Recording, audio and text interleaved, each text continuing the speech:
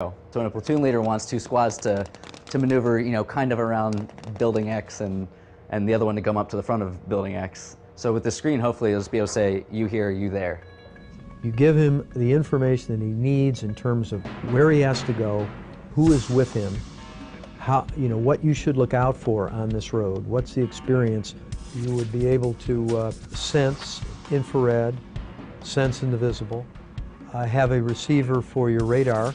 You could put the optic, slide the optic off of your helmet, and the optic would tell you there is an unknown at 800 meters to your front, moving from left to right. So he could see the target, he could gain instant advantage in terms of situational awareness. He's got all the information he needs in a very compact form, either on his wrist, on an optic that comes across his face. Those are the kinds of things that would make his job much easier. For the most part, our target audience, it really is the individual soldier. That typically is, again, looking at developing the beginning stages of technology that is, for the most part, going to be used by the soldier on the ground. You can have applications that enable you to plan new routes in a more efficient manner. Ways in which you can display information coming from a forward operating base in a more efficient fashion. Or custom tailoring displays and custom tailoring technologies to the individual roles within a squad. So instead of everybody getting everything, then you have the right information in the hands of the right people at the right time. And all of that kind of builds together to make the soldier more efficient. As a result, we're looking at the brain and the body in the context of the mission. So we are really concerned with the soldier and their environment. And researchers are exploring the use of sensors to tap a soldier's brain power as a way to monitor and even improve their performance. These systems, by their nature, have to be located on the head, which means they have to be located under a helmet. When a soldier is subject to a blast or is subject to a ballistic event, a bullet that hits them in the head, well, those pieces of metal that would be inside of a helmet then become secondary projectiles. So any type of design that is dependent upon metallic sensors probably not going to be able to be deployed in helmet, in battlefield types of situations. So some of the things that we've been working on are foam-based sensors. So sensors that use conductive fabrics and conductive foams that can actually be part of the protective element of the system, and then they can actually be integrated with the foam padding of the helmet. It's critical for us to get the best sort of measurements that we can. So some of the sensor work that we're doing right now is really aimed at getting those measurement capabilities to a point where we can actually really use them in the real world as our soldiers are moving through urban operations, moving through cross-country terrain. And sometimes we can pull off signals from the brain that are that signify when when a person has, for example, identified a target and may not even be conscious that they have. The future soldier might even have the ability to control a computer device through a direct link to the brain, hands-free. One of the more straightforward applications that we can think of is how can we utilize brain signals to actually directly control our interactions with the computing system. The approach of brain-computer interaction technologies is to design systems that function naturally with the way in which soldiers' brains function, to effectively perceive and process information. When you actually do these types of brain-computer interaction interfaces, trying to take away the burden of manual interaction with the computer system, well, it's actually quite effortful. So some of the things that we can do in the laboratory, obviously, they take some time. Army researchers are also focusing on new ways to keep the future soldiers' high-tech gear powered up and ready. You think about the soldier, people are thinking about the soldier, what power requirements he has. You think about there's computing, there's communications, and there's displays. And I think all those arenas there's potential for reduced energy demand. We're trying to get to a 5-volt battery. That would potentially extend the capability of the battery by roughly 30%. Translate to soldier, roughly 1/3 less batteries he'd have to carry or 3 times mission duration for the same battery. A lot of our stuff right now on a sort of standard Soldier gets powered by its own battery, but not all of it, not like all of the communications, for example. How do we go ahead and try to integrate all of those power sources, maybe into one common power source, or do some kind of breakout of some powered by each individual battery and some powered by a central power source? And what are the problems if we think even bigger than that and say, how do we power a mission?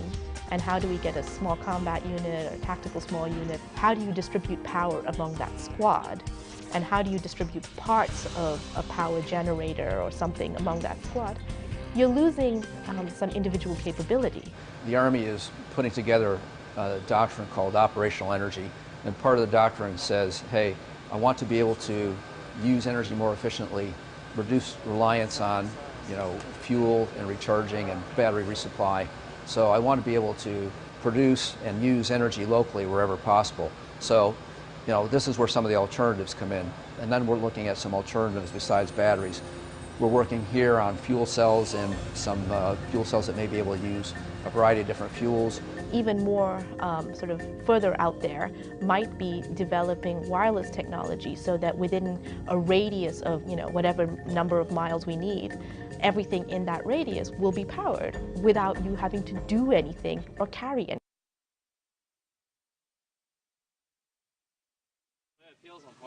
One of the things we realize is that the soldier is not a person who can carry any weight you want to put on his back. A person has limits in terms of his endurance. Our job is to really increase the capabilities for the soldier but reduce the weight at the same time.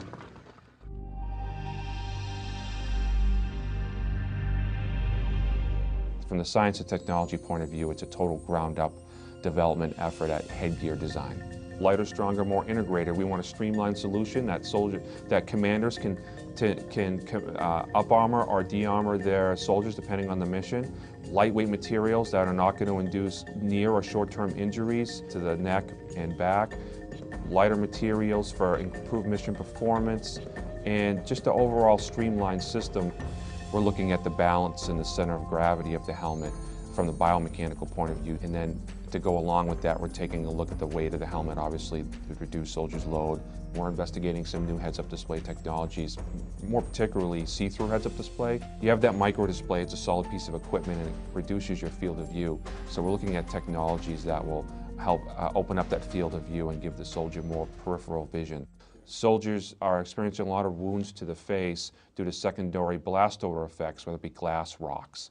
The different communities are looking for some sort of lower face protection that they can add on if they want to. If you want to be able to protect against every single threat that's out there, you're going to have a 10-pound helmet, which is not going to be good for the soldier, not only for their situational awareness, but the short term, they're being able to accomplish their mission, long term, possibly long-term disability or injuries. The idea is that we're always on the hunt for new materials that are going to give us a decisive advantage. The future helmet technology here we see largely in exploring new materials to address what we would consider new issues. Rifle protection, blast resistance. Historically, helmets have been designed for ballistic resistance. They have not been designed for blast. But as you know, it's an increasing concern, like what's the impact of blast on the soldier? And that's what we're exploring now, is how do we reduce the incoming impulse to the helmet and actually ultimately to the brain.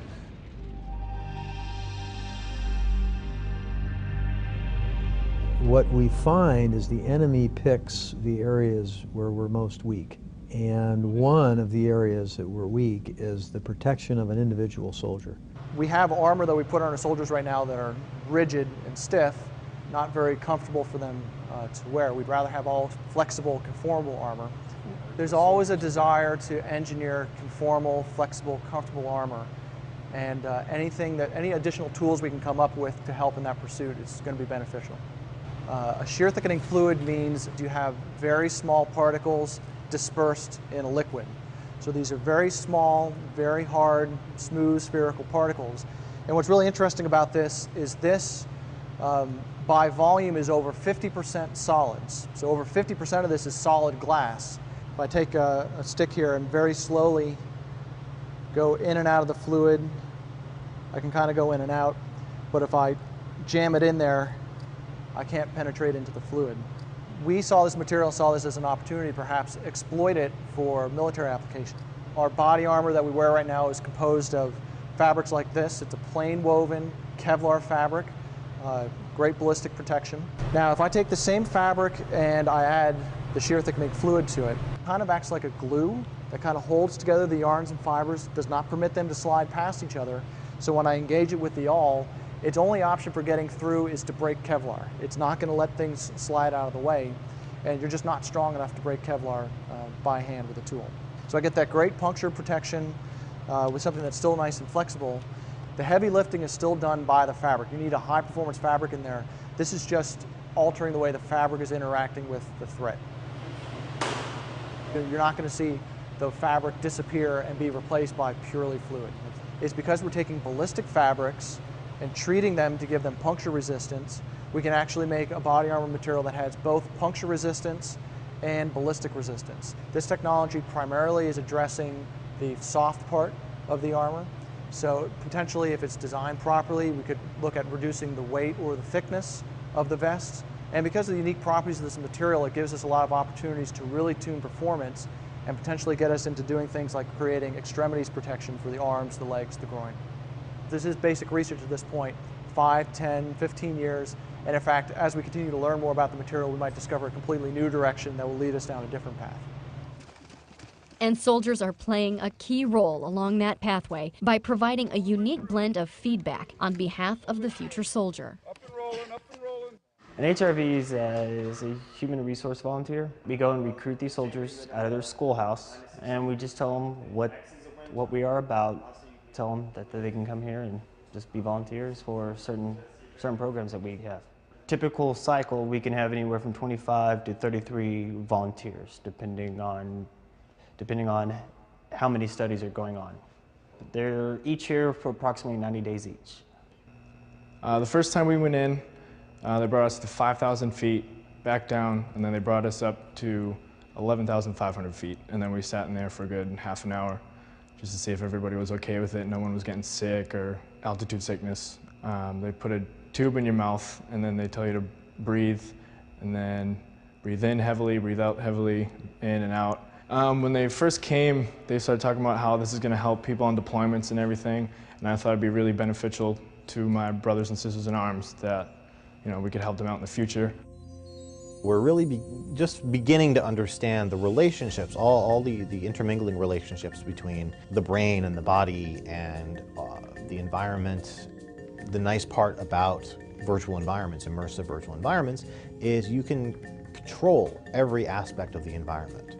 You as the experimenter know exactly what variables you're manipulating, but at the same time creating a very realistic, immersive, again, sense to the soldier. Enemy down. All right, moving into the building. We could measure a soldier's ability to walk toward or away from targets. We could measure how quickly they respond to situations, or how quickly they make decisions between potential targets. So we can use these data to construct kind of models of soldier performance. Enemy down. So a piece of technology can have a load associated with it if it distracts you, if it requires your attention periodically. The goal, of course, is to have it complement the soldier in a natural way. It all comes down to capabilities. It all comes down to requirements. It all comes down to what does the soldier need on the battlefield and what makes sense. What we like to do is we like to lay out the long-term vision. But when we see the golden nugget, the potential game changer, we introduce that much quicker into the force. I like to think imagine. And right now we're what if in many other fields too. So that's a very important part of what we do. And then of course you have to back it up by reality. And sometimes, reality is just a blade of a guillotine, cutting your idea the head right off it. But every once in a while the ideas work out.